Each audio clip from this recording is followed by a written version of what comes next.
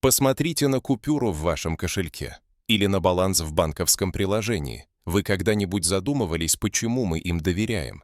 Почему этот кусок бумаги или эти цифры имеют ценность? Ведь они не сделаны из золота, они не растут на деревьях. Сегодня мы разгадаем одну из самых удивительных загадок человечества.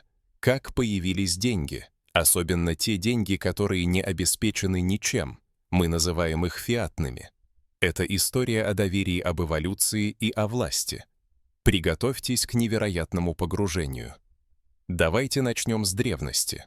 Люди тогда обменивались товарами, это называлось бартером. Фермер мог поменять зерно на шерсть, сапожник обменял бы обувь на еду.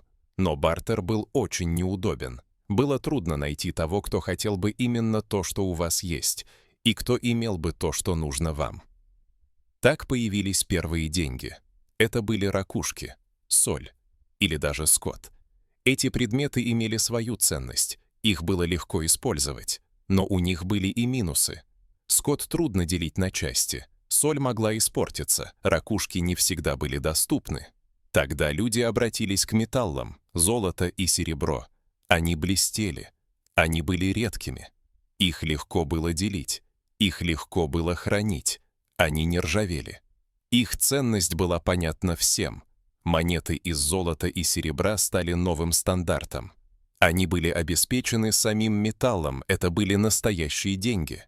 Но носить много золотых монет с собой было опасно. И очень тяжело. Люди стали доверять свое золото ювелирам или ростовщикам. Эти люди были хранителями ценностей, они выдавали специальные расписки. Расписка подтверждала, что вы сдали золото на хранение. Со временем люди начали торговать этими расписками. Им не нужно было каждый раз забирать золото, а потом снова его сдавать. Расписка оказалась намного удобнее, чем само золото. Это были первые бумажные деньги, но они все еще были на 100% обеспечены золотом. И тут хранители сделали важное открытие. Они поняли, что не все приходят за своим золотом одновременно. Тогда они начали давать золото в долг. Они выдавали новые расписки. Эти расписки были за золото, которого у них не было. Так началось частичное резервирование. Золота в хранилище стало меньше, чем выданных расписок. Так родилась система. Система, которая позволяла создавать деньги буквально из воздуха. Но это было лишь начало. Правительствам тоже нужны были деньги. Много денег. Для войн. Для строительства дорог. Для содержания армий. Золота всегда не хватало на все. Тогда правительства стали печатать свои собственные расписки. Эти расписки мы сегодня называем банкнотами. Правительства объявляли эти банкноты законным платежным средством. Это означало, что их обязаны принимать. Принимать для уплаты налогов, принимать за товары и услуги. Иначе это было бы незаконно. Появились центральные банки. Их главной задачей стало контролировать количество денег в обращении и обеспечивать экономическую стабильность. Долгое время большинство стран сохраняли связь своих денег с золотом. Это называлось «золотой стандарт». Золотой стандарт был эпохой стабильности. Каждая банкнота могла быть обменена на определенное количество золота. Например, американский доллар стоил $35 за 1 унцию золота. Это ограничивало правительство. Они не могли печатать деньги без меры. У них просто не было столько золота. Золотой стандарт обеспечивал доверие. Люди знали, что их деньги имеют реальную ценность. Но у золотого стандарта были и недостатки. Он сковывал экономику. В кризис нужно было больше денег, но золота всегда не хватало.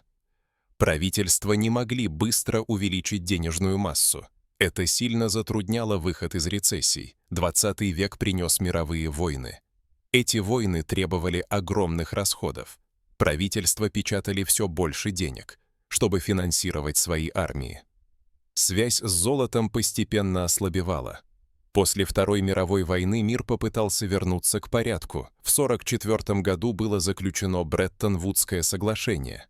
Американский доллар стал главной резервной валютой. Он был обеспечен золотом, другие валюты были привязаны к доллару. Это казалось идеальным решением, но и эта система не выдержала проверку временем. Шли годы. Соединенные Штаты печатали все больше долларов. чтобы финансировать войну во Вьетнаме, чтобы финансировать социальные программы. Другие страны начали сомневаться. Они видели, что долларов становится слишком много. Они начали требовать золота в обмен на свои доллары. Золотые запасы США стремительно таяли. 15 августа 1971 года президент Ричард Никсон сделал важное заявление. Он объявил: Соединенные Штаты прекращают конвертацию доллара в золото. Это был шок для всего мира. Это был окончательный конец золотого стандарта. Мир полностью перешел к фиатным деньгам. Что же такое фиатные деньги? Это деньги. Их ценность не обеспечена физическим товаром, например, золотом или серебром. Их ценность основана на доверии, доверии к правительству и на вере в то, что другие люди примут их как оплату.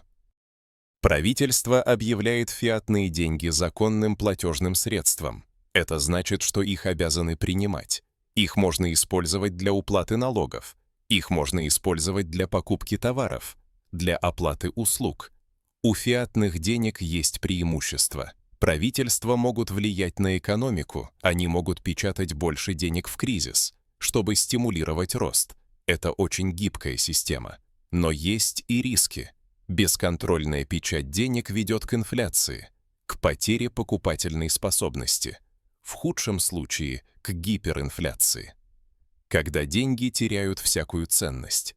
Таким образом, мы прошли долгий путь от ракушек и золота до бумажек и цифр на экране. Деньги менялись, но их суть оставалась прежней. Это средство обмена и мера стоимости. Сегодня наша вера в деньги – это вера в стабильность экономики и в стабильность правительства. Это удивительная история о том, как доверие стало основой всей мировой экономики, как мы перешли от золота к обещаниям, и это обещание работает, пока мы все в него верим. Что вы думаете об этом? Доверяете ли вы своим деньгам? Поделитесь своими мыслями в комментариях. Не забудьте поставить лайк этому видео и подписаться на канал, чтобы не пропустить новые увлекательные истории. До скорого!